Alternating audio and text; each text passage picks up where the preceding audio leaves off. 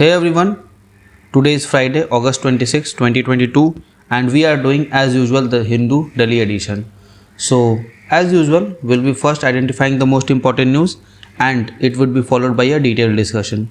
So let's identify which are the most important news for our examination purpose. Okay. So suspense in Jharkhand, CM Soren may face disqualification. Very important. We have to see not because of Jharkhand CM, because of this disqualification thing. Why he is being disqualified? Is the this disqualification laws? What are these? And why, on what basis he is being disqualified? This needs to be seen. Okay. Let's see. So there is nothing here.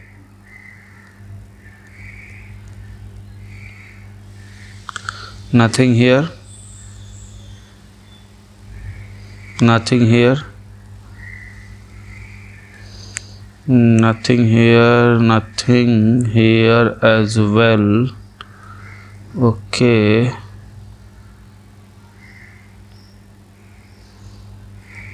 Nothing here.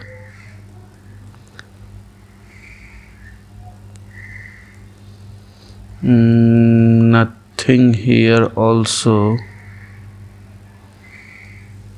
Editorial: freebies, a judicial lead and a multi-layered issue. Freebies has been in news. I am expecting a question this year on this. Okay, so we'll do this one because anything else is, all other are not important per se. Not required. Text and context. Kerala gets it right in 2022. What right? Climate change is a clear and present a global danger globally, and Kerala is no exception. The state monsoon pattern is shifting, with rainfall peaking in August instead of July in recent year in 2018-22. Okay. So what right it has done? New dam management concept, relying on global weather models apart from IMD prediction, and improved communication with downstream flood measurement station kept the reservoir level in check and prevented river water from breaching the bank. Okay, just know these things. If you are a geography optional, you already know this thing. If you are not a geography optional for GS, write it down in your notes. That would be enough. Okay, nothing here.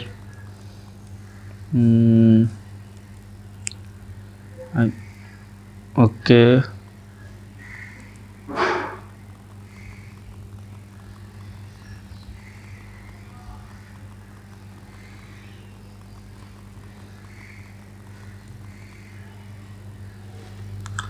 Okay, we'll see this. Fine. Okay.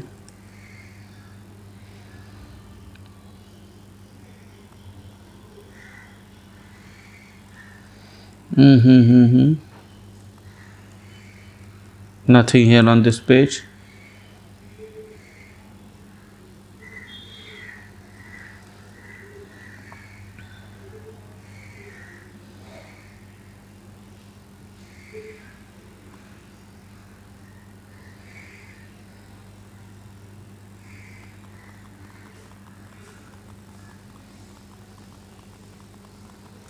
Nothing there on that page as well. And on the economy page also. Okay, nothing here. On the world page, let's see. India vote to allow Zelensky. Speech was not against Russia. Okay, fine.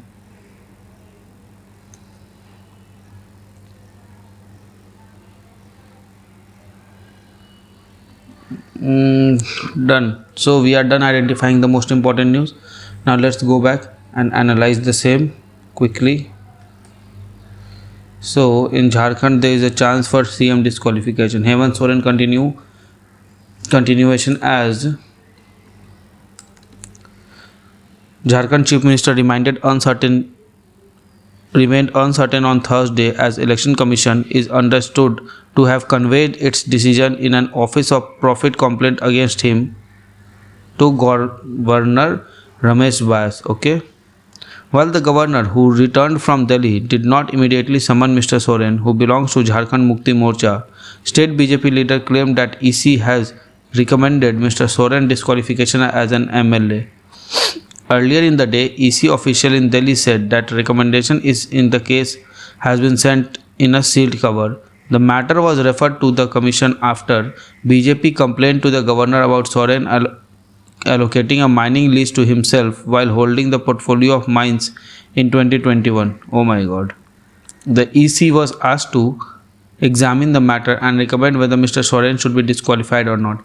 Responding to the reports of the EC decision, the Chief Minister Office said in the statement, no communication in this regard has been received by CMO from either EC or the governor. Okay. So what is this Office of Profit thing? You must be knowing. Office of Profit, not mentioned, not explained in Constitution or anywhere. Okay. There is a negative list for it, means these offices are not Office of Profit. Okay, so just read this Office of Profit from your static notes. That would be enough for here. Okay, so there was one news as far as I remember somewhere here. Yes, on this or on this page. Let's see if we can get that, or on the next page it would have been. Okay, let's do the editorial. Freebies, a judicial lead and a multi-layered issue. So okay, let's see what he has to offer. Freebies, a judicial lead and a multi-layered issue. While it is useful to start with definition of subsidies, the issue of tax preferences also merits attention. Okay, so subsidies and tax preferences. Now one thing you have to understand, that freebies, okay, is in news. Fine. UPSC mains, you get a question is expected here on this topic. Okay, nature of question, as far as I can predict, it would be positives / merits of freebies and what more can be done to improve the concept. Okay, this, I think this would be the question from UPSC. Not exactly verbose, word by word same, but yes, question would be on these lines only, right? So let's see. The Prime Minister recently commented on freebies handed out by government has reignited debate on economic rationale for granting subsidies. Okay. Market fundamentalists have seized the opportunity to press home the point yet again that subsidies are per se undesirable for any economy, for they contribute to suboptimum outcome for the economy. This unbridled affront on subsidies does not make a distinction between transfer payment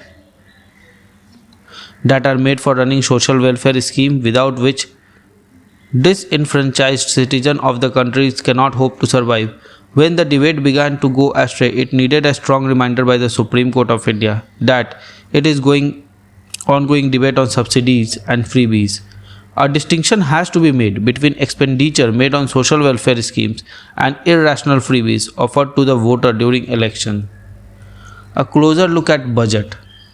The lead given by Supreme Court to engage in a discussion on subsidies must be seen as a starting point to deal with an issue that is truly multi-layered. This becomes evident from close reading of Union Budget and manner in which the various governments have presented data pertaining to subsidies and transfer payments. A more critical aspect is to understand why it is imperative for government to continue with agriculture subsidies and extend support to ensure that health and educational services are available to all. Okay, this issue needs to be raised as a narrative for market fundamentalists routinely harps on reducing government spending. But before dwelling into the intricacies of the way of these payments have been presented in public consumption, it may be useful to start with the definition of what is considered as subsidies. Okay, here it is, definition. Although subsidy is among the most discussed issue, a legally accepted definition of this instrument is hard to come by. One exception is agreement on subsidies and countervailing measures of WTO. According to this, a subsidy shall be deemed to exist if there is any financial contribution by a government or any public body where government practice involves a direct transfer of funds, example grant, loan, equity, infusion, etc., and or government revenue that is otherwise due is foregone or not collected, and or government provides goods and services. Means you are giving a resource and in return for it you are expecting nothing, then it is called subsidies. Like look, here it is written, financial contribution by government or government owned bodies, or government revenue, okay, that is foregone. Means say you have to collect tax at maybe 40%, right, but you are collecting just at 30% and giving 10% subsidy, right? So in that way, so revenue foregone, either you are giving cash or you are not taking your due from them, or you are giving them goods and services for free, then it contributes to subsidy. Subsidy can also be any form of income or price support granted by government. This is a comprehensive definition of what subsidies are, for it includes not only direct transfer payment by the government but also taxes and charges that are not collected. This aspect has gone under the radar in ongoing discussion. The Union Budget has provided data on direct subsidy and transfer payments from 6-7 in a statement titled Revenue Foregone under Central Taxation System, annexed to Receipt Budget. Thus, the Union Budget includes all category of subsidies that figure under the ASCM definition. However, from Union Budget 15-16 onwards, the title of the annexure was changed to Statement of Revenue Impact of Tax Incentives under the Central Taxation System. So, replacing the term revenue foregone with tax incentives in the title of the annexure was just changed in the semantics. Policy and measures. Tax policy includes a range of measures that includes a special tax rate, exemptions, reductions, rebates, deferrals, credits, all of which affect the level and distribution of taxes. These measures are often called tax preferences, which are built into both direct and indirect tax regime for realizing specific benefits serving the greater public good. For instance, the income tax includes tax preferences to promote savings by individual and for enhancing exports, creation of infrastructure facilities, scientific research and development by corporates. On the other hand, the custom duty concessions are indeed to promote exports. The more substantive point here is that tax preferences are considered as implicit subsidy to preferred taxpayer. Therefore, the merit attention in current debate on justification of subsidies. Data on revenue foregone was first provided along with receipt budget in 6-7, covering both direct and indirect taxes. As regards direct taxes, which we shall consider here, data on its major components are obtained from returns filed electronically by the corporate and non-corporate assessees. The significance of revenue foregone in the case of direct tax was underlined in 2016 CAG report, which shows that revenue foregone in 10-11 was 21% of DT and has decreased to 15% in 14-15. However, a subsequent report shows that the share has climbed again to 22% in 19-20. There are several important factors that tax preferences okay, provided by the government in respect to direct taxes are germane to the idea of on subsidies. First, as compared to individuals, corporates have been enjoying a larger share of all year except in 1920 when the share of individual explicitly increased. The figures of 1920 are significant because tax preferences for corporate registered an increase even as corporate taxes were reduced. And finally, while finance minister spoke about eliminating tax preferences available on income taxpayer in lieu of lower tax slab, which is optional at present, the corporate sector enjoys the tax preferences as well as lower tax rate. In related issue that must be mentioned here, a related issue that must be mentioned here is that handouts from government, whether they are in form of tax preferences, tax cut, and plethora of incentives are given for realizing specific objectives.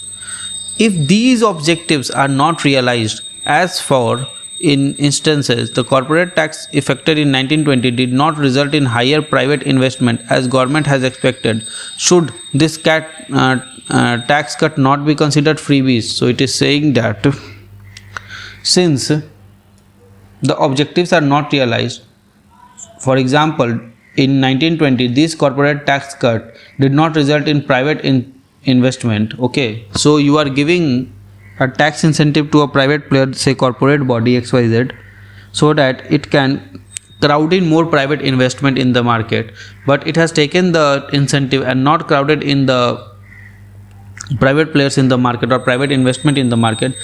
That means the tax incentives that you have given is not actually tax preference, it's a kind of freebies for them, okay, that's what it is saying. Fading support. This brings us to a much larger issue of targeting agriculture subsidies and also support provided to public health and education for making these services available to all. Market fundamentalists forever oppose these subsidies by arguing that they are a wasteful of resources, but the argument has gained currency since every central government in the past 3 decades has adopted policies to whittle down support to these sector extended by the government.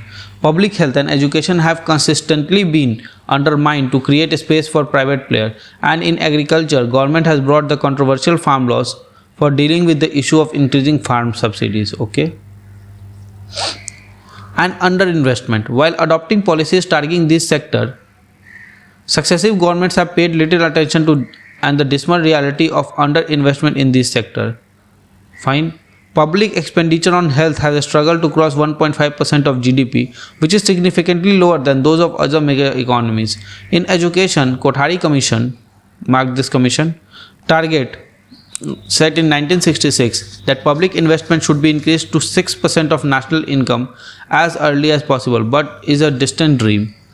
That agriculture has remained neglected sector hardly needs to be emphasized. The most galling fact is the astonishingly low share of country's investment in this sector receives. At the turn of the millennium, its share was 10%. In recent years, it has almost halved. As the crisis in agriculture has deepened as a result of chronic underinvestment, subsidies have been palliatives extended by the government for farmers to merely protect their livelihood. Will the naysayer still call agriculture subsidies freebie? Okay, so good article, not that great, but yes, good. We got to know the definition of tax preferences, we got to know the definition of subsidies, okay, and how they differ and how they align together in the special case of India, okay.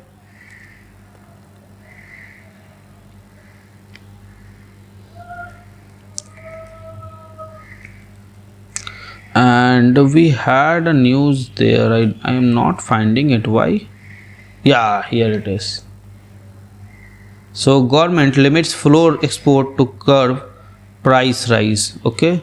So the central government has decided to restrict the export of wheat flour in order to curb the rising prices of the commodity and ensure food security of most vulnerable section. The decision was taken by CCEA chaired by Prime Minister. The government will accordingly amend the policy of exemption of commodity from export restriction or ban. The DGFT, Directorate General of Foreign Trade, will issue a notification in this regard. The decision is taken against the backdrop of Russia-Ukraine war. The center said that both countries are major exporter of wheat, accounting to global 1/4 of wheat trade, and conflict between them led to global wheat supply chain disruption, increasing demand for Indian wheat. The price of wheat in domestic markets showed an increase. In order to ensure food security of 1.4 billion people, the decision was taken to put prohibition on export of wheat in May. The center said due to prohibition on export of wheat, the demand for wheat flour has increased in foreign market, and its export have registered a growth of 200% during April to June compared to the corresponding period in 2021. The increased demand for wheat flour in international market led to price rise. Okay, fine. So a normal thing, just know this thing, that these things are on cards, right? Because a statement may pop in your prelims paper that this has been done by the state government. No, it is done by the central government, not by the state government. Okay, so yes, I think yes, we are at end of today's newspaper. Yes, so with this I close today's newspaper analysis. I hope you like it. If you like it, consider subscribing the channel, liking the content, sharing and commenting. Okay, so with this I take a part from you. So goodbye all, good luck, study hard and Jai Hind. So friends, I really hope that you like this video. If you like this video, give it a thumbs up and don't forget to subscribe our channel and share this video with your friend. Follow us on Telegram as well. Also keep studying hard, keep following your dreams and keep tuned to our channel. Comment below for any suggestion. Till then, goodbye, good luck, keep studying hard.